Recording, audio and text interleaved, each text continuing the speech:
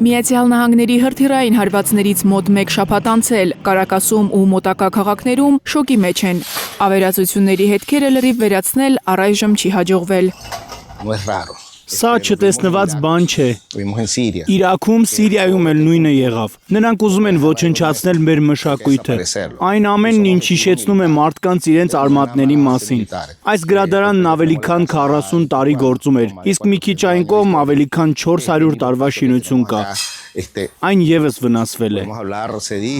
Զոհեր էլ կան։ Պաշտոնական Կարակասը 100 զոհի մասին է հայտնում։ Նրանց թվում են Վենեսուելայի առևանգված նախագահի անվտանգության աշխատակիցները։ Վենեսուելայի դաշնակից Կուբայի կառավարությունն էլ է Վենեսուելայում գործող իր ռազմական եւ հետախուզական ծառայությունների 32 ներկայացուցչի սպանության մասին հայտնել։ Կուբայի արտգործնախարարը մեկնել է Վենեսուելա, զոհվածների հիշատակի արարողությանը մասնակցելու։ Ես եկել եմ կուբացի մարտիկներին հարգանքի տուրք մատուցելու։ Նրանք անհավասար պայքարում դիմակայեցին իմպերիալիստական նկրտումներով թշնամուն, որը եկել էր պղծելու Վենեսուելայի ինքնիշխանությունը։ Նրանք պաշտպանում էին օրենքով ընտրված նախագահ Նիկոլաս Մադուրոին։ Կուբայում, որտեղ այս օրերին տոն է, ուրախությունն ու մարտական ոգին միախառնվել են։ Կուբայի հեղափոխության 67-ամյակը նշող մարդիկ Վենեսուելայի դրոշներել են ծածանել, դատապարտելով Միացյալ Նահանգների հարձակումը իրենց դաշնակցի վրա։ Ընդամենը մի քանի օր առաջ Վենեսուելայում մեր եղբայրների վրա հարձակվեցին վախկոտները ու նաև կուբացի զինծառայողների սպանեցին։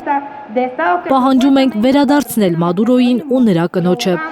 Մադուրոյի ձերբակալությունից հետո կրքերը չեն հանդարտվում ամբողջ հարավային Ամերիկայում։ Համազգային բողոքի ալիք է բարձրացել Կոլումբիայում։ Անհրաժեշտ է բացատրել մարդկանց, որ հարձակումը Վենեսուելայի բնական պաշարներին տիրանալու համար է։ Մնացած բացատրությունները պատրվակներ են։ Լատինական Ամերիկան չափազանց հարուստ տարածք է, բայց նախագահ Թրամփին պետք է հասկացնել, որ սա ինքնիշխան տարածք է, իսկ ինքն այստեղ անելիք չունի։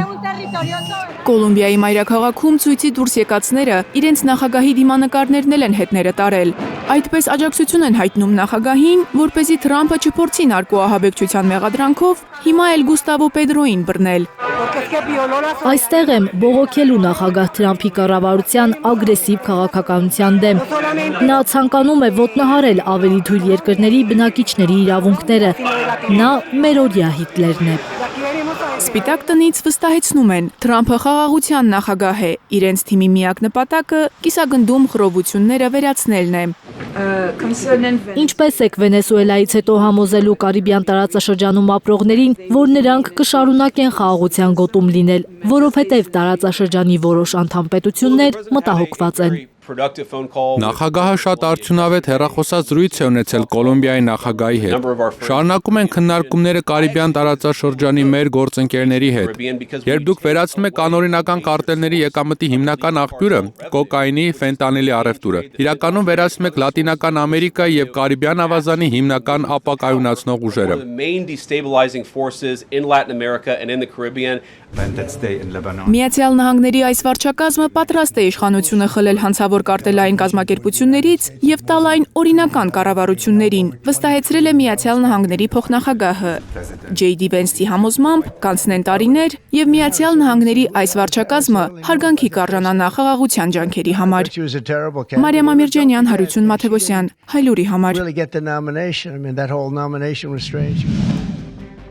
Հայաստանում եւ աշխարհում տեղի ունեցող իրադարձությունների մասին առաջինն իմանալու համար բաժանորդագրվեք մեր ալիքին, սեղմեք զանգակը, որ բաց չթողնեք ամենահրատապը, ամենակարևորն ու հետաքրքիրը։